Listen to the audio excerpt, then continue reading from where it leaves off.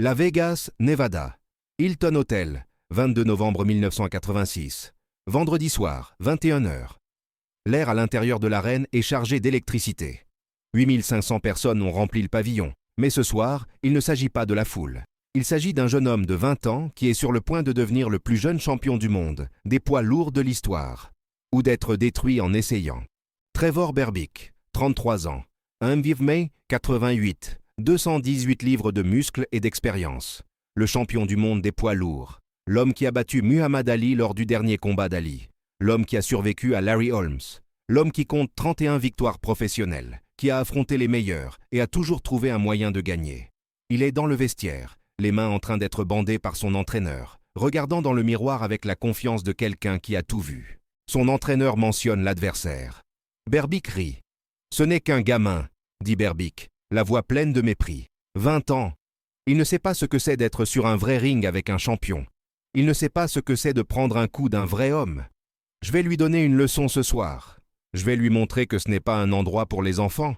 De l'autre côté du couloir, dans un autre vestiaire, Mike Tyson est assis en silence. Pas de musique, pas de conversation, juste le silence. Cus D'Amato, son entraîneur et figure paternelle, est mort 1 an plus tôt. Cus ne verra jamais ce moment. Cus a entraîné Tyson depuis ses 13 ans, l'a modelé, a transformé un gamin problématique de Brooklyn en une machine de destruction. Et maintenant Tyson est là, seul, portant le poids des attentes, des doutes, des critiques, qui disent Gouos qu'il est trop jeune, trop inexpérimenté, trop peu testé. Kevin Rooney, son entraîneur, est à ses côtés. « Mike, » dit Rooney calmement, « tu te souviens de ce que Cus disait toujours ?» Tyson hoche la tête une fois. « La peur est comme le feu. Elle peut te brûler ou elle peut te réchauffer. Ça dépend de la façon dont tu l'utilises. » Tyson respire profondément. Ses yeux sont fixés sur un point du mur. Il n'est pas nerveux. Il est concentré. Il y a une différence. Pendant 7 ans, il s'est entraîné pour ce moment. Se lever à 5 heures du matin. Courir des kilomètres dans la neige. Frapper des sacs lourds jusqu'à ce que ses mains saignent. Étudier les films de Jack Dempsey, Rocky Marciano, Joe Louis. Absorber tout. Construire quelque chose que le monde de la boxe n'avait jamais vu auparavant. L'appel arrive. C'est l'heure. Tyson se lève. Il enfile son short noir tout simple. Pas de robe élaborée. Pas de spectacle. Juste du noir pur. Ses mains sont bandées. Ses gants sont attachés. Il roule le cou, secoue les bras. Son corps est une contradiction. Il mesure seulement 1,78, petit pour un poids lourd. Mais il pèse 221 livres de muscles denses et explosifs. Son cou fait 50 cm de circonférence. Ses épaules sont des rochers. Sa taille est serrée. Il semble sculpté dans la pierre. Il ne ressemble pas aux autres boxeurs. Il ressemble à quelque chose de différent, quelque chose de dangereux. Tyson marche dans le couloir. Pas de musique d'entrée, pas de danse. Il marche simplement. La foule le voit et le bruit monte. La moitié l'encourage. L'autre moitié est curieuse. Tout le monde veut voir si ce gamin de 20 ans est réel ou juste de la publicité. Il monte sur le ring. Pas de serviette sur la tête. Pas de rituel. Il va directement dans son coin. Il saute légèrement. Ses yeux balayent l'arène, mais il ne voit mot pas vraiment. Il est à l'intérieur de lui-même maintenant, dans la zone que Cus lui a appris à trouver. L'endroit où il n'y a ni peur, ni doute, seulement l'instinct et la violence contrôlée. Trevor Berbick entre dans l'arène quelques minutes plus tard. Il sourit, salue la foule. Sa robe est rouge et or. Il a l'air confiant. Il a l'air de ce qu'un champion doit avoir. Il monte sur le ring et commence immédiatement à parler, pointant Tyson du doigt, gesticulant, essayant d'intimider, essayant d'entrer dans la tête du gamin. Mais Tyson ne le regarde pas. Tyson regarde à travers lui. Berbick le remarque et s'énerve. « Hé gamin !» crie Berbick. « Tu m'écoutes? Tu es prêt pour un vrai combat ?» Tyson ne répond pas. Il n'y a aucune expression sur son visage. Rien. Juste ce regard vide et froid qui fera trembler les combattants du monde entier dans les années à venir. L'arbitre appelle les 2 combattants au centre du ring. Il passe en revue les règles. Vous connaissez les règles. Combattez proprement. Obéissez à mes ordres. Protégez-vous en tout temps. Berbick secoue la tête, continue de parler. Tu vas apprendre ce soir, gamin. Tu vas apprendre la différence entre combattre des amateurs et combattre un champion. Tyson reste silencieux. Ses yeux sont maintenant fixés sur Berbick. Et il y a quelque chose dans ses yeux qui fait vaciller le sourire de Berbick pendant juste 1 seconde. Quelque chose de prédateur. Quelque chose qui n'appartient pas à un gamin de 20 ans. Ils retournent dans leur coin. L'arbitre vérifie les 2 combattants. La cloche va bientôt sonner, 8500 personnes se taisent. C'est le moment. Soit Mike Tyson prouve qu'il appartient à l'élite de la boxe, soit Trevor Berbick l'expose comme un jeune talent surévalué de plus. La cloche sonne. Round 1. Tyson sort de son coin comme une balle. Pas de reconnaissance, pas de danse. Il va directement sur Berbick. Sa posture est basse. Pique à bout, comme on dit. Gantz levé devant le visage. Tête qui bouge. De côté, de haut en bas. Une cible impossible à toucher. Berbick, expérimenté, essaie d'établir son jab. Il lance. Tyson glisse sur le côté. Le coup ne touche que de l'air. Berbick essaie encore. Tyson glisse encore. Il est dedans, dehors, dedans à nouveau, couvrant la distance si vite que ça semble impossible. Berbick recule, essayant de créer de l'espace, essayant d'utiliser son allonge. Mais Tyson est sur lui, coupant le ring. Cus lui a appris ça. Géométrie, angle, ne jamais laisser l'adversaire s'éloigner. Toujours couper l'angle de fuite. Tyson lance un crochet gauche au corps. Il touche les côtes de Berbick. Le bruit est fort. Un choc sourd. Berbick grogne. Il riposte avec un direct. Tyson glisse vers le bas.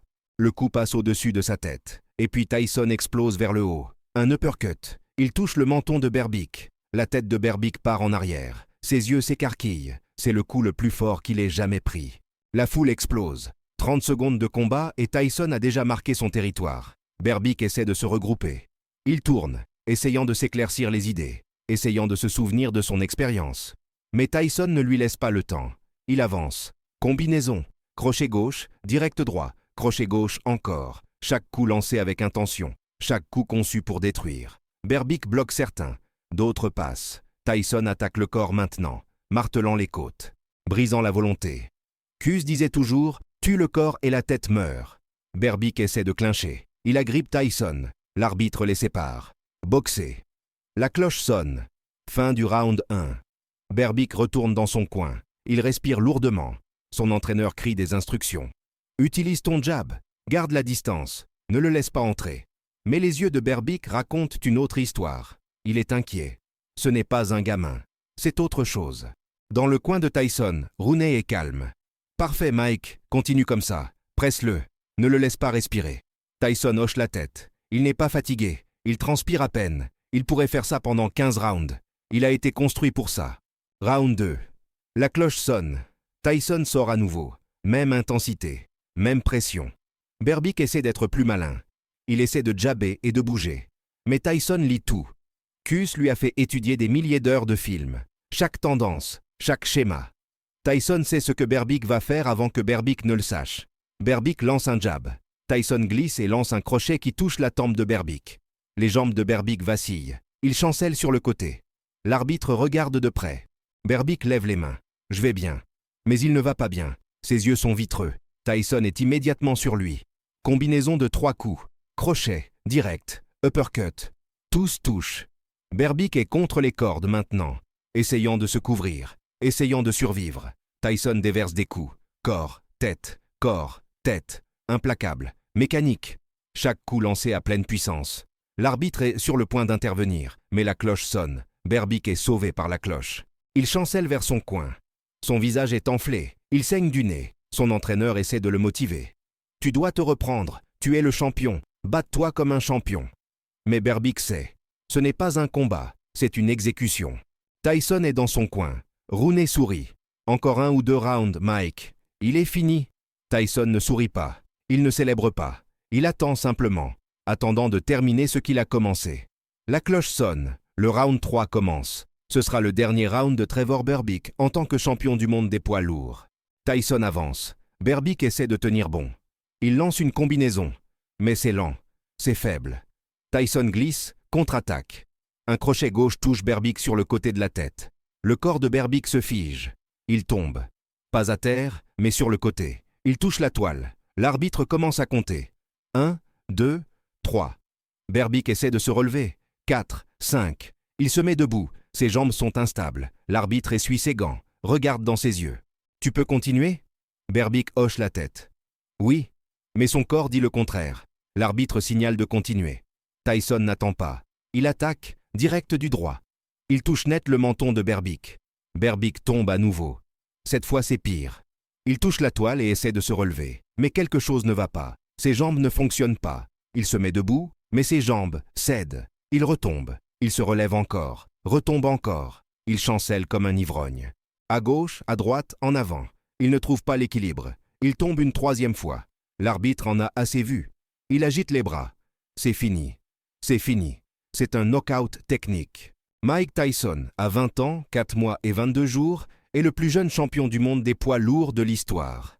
L'arène explose. La foule est debout, la moitié en célébration, la moitié en choc. Tyson ne célèbre pas, il reste simplement là. Kevin Rooney l'enlace. « Mike, tu l'as fait, tu l'as fait. » Tyson hoche la tête. Ses yeux cherchent quelque chose, quelqu'un. Mais Cus n'est pas là. Cus ne sera jamais là. Et cette réalisation frappe Tyson plus fort que n'importe quel coup. Trevor Berbick est enfin aidé à retourner dans son coin. Il est assis sur le tabouret, confus, vaincu. Les médecins l'examinent. Il murmure quelque chose.